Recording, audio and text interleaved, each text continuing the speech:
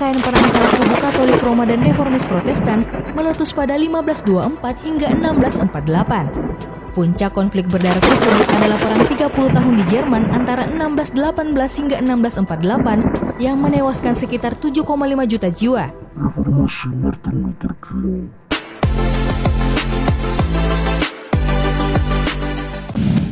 Martin Luther dikenal luas karena gagasannya yang memberikan perubahan dalam sejarah Kristen dunia. Ia merupakan profesor di bidang teologi yang menggagas reformasi Protestan. Ketika itu, ia melancarkan kritik tajam dengan membuat 95 dalil yang isinya mengutuk keduniawian gereja. Nah, seperti apa dan bagaimana sepak terjangnya? Biar tidak penasaran, simak video ini sampai habis. Tapi sebelum lanjut, kami ingatkan kembali untuk subscribe channel ini dan aktifkan lonceng notifikasi kamu untuk mendapatkan video detektif lainnya dari Data Fakta.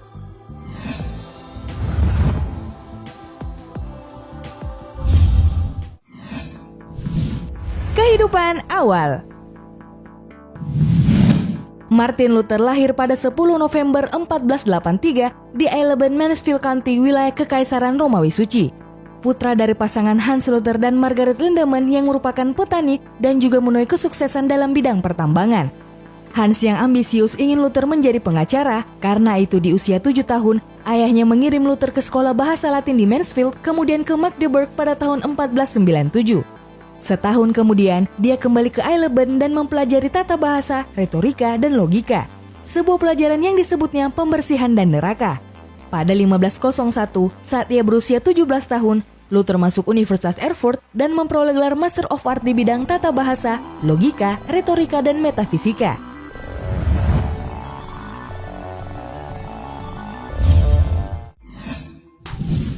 Menjadi biarawan. Salah satu momen terpenting dalam hidup Luther terjadi pada 2 Juli 1505. Saat itu, ia sedang berada dalam perjalanan kembali ke kampus. Di saat hujan badai, petir menyambar di dekat Luther. Kepada ayahnya, dia berujar begitu takut akan kematian dan penghakiman abadi. Luther kemudian memutuskan berhenti dari sekolah hukum dan memasuki biara San Agustin di Erfurt pada 17 Juli 1505. Sebuah keputusan yang mendapat respon negatif baik dari keluarga maupun teman-temannya. Luther kemudian mendedikasikan hidupnya bagi Ordo Agustin, diantaranya berpuasa, berdoa, berziarah, dan melaksanakan pengakuan dosa. Mentornya, Johann von Staupitz, mencoba mengarahkan Luther agar dia bisa fokus kepada Yesus Kristus alih-alih kepada dosanya. Pada 3 April 1507, Bishop Brandenburg Jerome Schult menasbihkan Luther di Katedral Erfurt. Setahun kemudian, ia dikirim untuk mengajarkan teologi di Universitas Wittenberg. Ia menerima gelar sarjana studi kitab suci pada 9 Maret 1508 dan menerima gelar sarjana di bidang Dower Books of Sentence oleh Peter Lombard pada 1509. Ia lalu menerima titel doktor teologi pada 19 Oktober 1512 dan 2 hari kemudian ia menjadi anggota Senat Fakultas Teologi Universitas Wittenberg.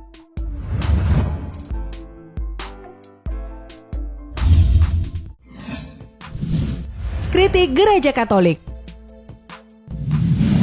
503 tahun silam, seorang biarawan bernama Martin Luther berdiri di depan sebuah gereja di Wittenberg untuk melayangkan kritik terhadap otoritas gereja Katolik. Mengutip laporan kumparan.com, kritikan-kritikan yang dikeluarkan oleh Martin Luther terjadi ketika ia mengetahui adanya praktik menjual surat pengakuan dosa oleh gereja. Surat pengakuan dosa seharusnya sebuah hal yang sakral karena merupakan bentuk anugerah gereja terhadap dosa yang telah diperbuat. Akhirnya pada 31 Oktober 1517, Martin Luther membuat 95 dalil yang isinya mengutuk keduniawian gereja secara umum dan praktik jual beli surat pengakuan dosa secara khusus. Martin Luther menempelkan surat protesnya itu di gereja Wittenberg dan mengirimkan satu salinannya kepada Uskup Agung Mainz. Salinannya pun diperbanyak untuk disebarkan secara luas di wilayah Wittenberg. Aksi protes Luther terhadap gereja menyebar dengan cepat dan meluas ke seluruh wilayah Jerman. Luther dengan segera menolak otoritas paus dan konsili gereja dan menekankan bahwa dirinya akan dibimbing oleh kitab suci dan akalnya sendiri. Pihak gereja tidak tinggal diam dan segera memanggil Luther untuk mempertanggungjawabkan perbuatannya. Luther mengeluarkan segala pendapatnya, namun pihak gereja tidak mendengarkan dan ia dinyatakan sebagai seorang pelanggar hukum oleh Parlemen Worms tahun 1521. Di Jerman pada abad ke-16, biasanya akan menghukum orang yang menentang gereja dengan cara memenggal kepala orang tersebut, tetapi tidak dengan Luther, karena ia memiliki dukungan yang kuat dari masyarakat termasuk beberapa kelas bangsawan.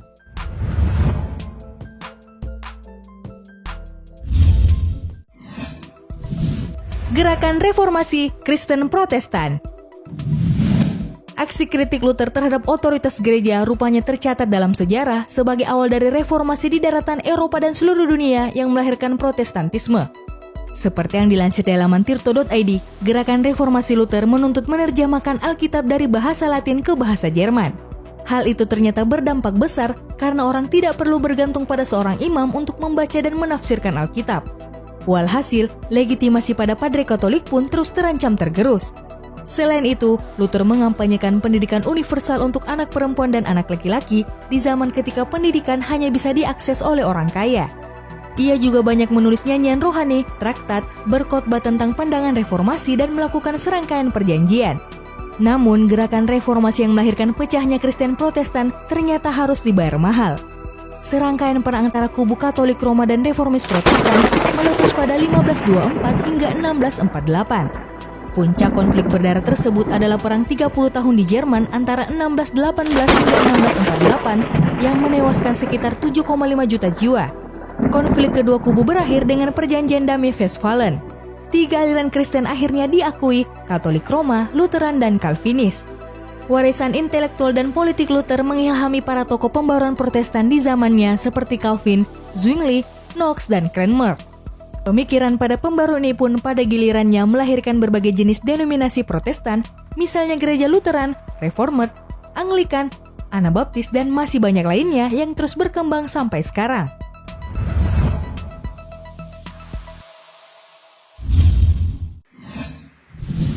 Antisemitisme. Ketika sakit hati karena kegagalannya untuk mengubah umat Yahudi menjadi Kristen, Luther menjadi antisemit secara terang-terangan dalam pernyataan dan tulisannya. Posisinya tentang Yudaisme terus menjadi kontroversial. Ini berubah secara dramatis dari awal karirnya, di mana ia menunjukkan kepedulian terhadap penderitaan orang-orang Yahudi Eropa.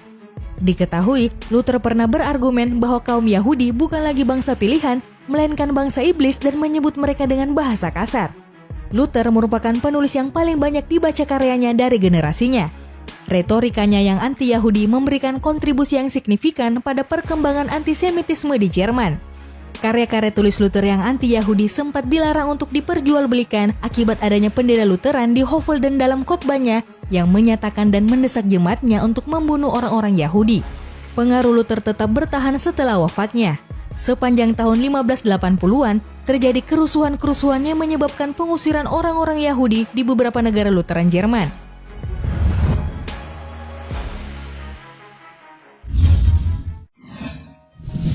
Masa akhir dan kematian.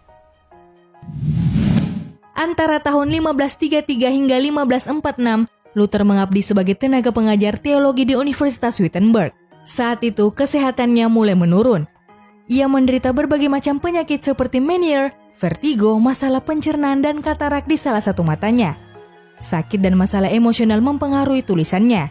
Beberapa karyanya berisi bahasa yang menyinggung dan kasar terhadap beberapa elemen masyarakat. Salah satunya adalah kalangan Yahudi. Leon Poliakov dalam karyanya berjudul From the Time of Christ to the Court Jews mengatakan bahwa khutbah terakhir Luther 3 hari menjelang kematiannya ditujukan untuk orang-orang Yahudi yang keras kepala. Setelah itu, tepatnya pada 18 Februari 1546 pukul 02.45, Luther meninggal dunia dalam usia 62 tahun di Eilben setelah terserang stroke. Jenazahnya dimakamkan di Wittenberg, tepatnya di bawah mimbar.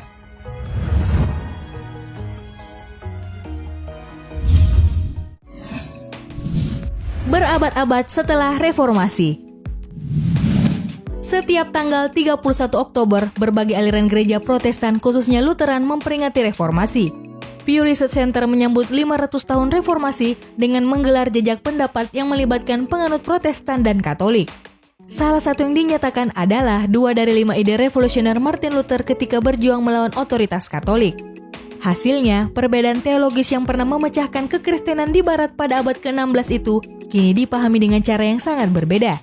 Data demografi yang dihimpun oleh Center for the Study of Global Christianity menunjukkan pada 2017 terdapat 560 juta pengikut Kristen Protestan di seluruh dunia. Dalam ibadah peringatan 500 tahun reformasi yang diadakan di Starkirche Wittenberg di Jerman, para pemimpin gereja dari berbagai denominasi seperti Katolik, Reformat, Lutheran, dan Metodis turut hadir. Sedangkan saat peringatan Hari Reformasi ke-499 pada 2016 lalu, Paus Franciscus hadir dan bergabung bersama para pemimpin Federasi Lutheran Dunia Swedia. Itulah tadi sejumlah fakta mengenai Martin Luther yang sangat berpengaruh besar dalam reformasi Protestan.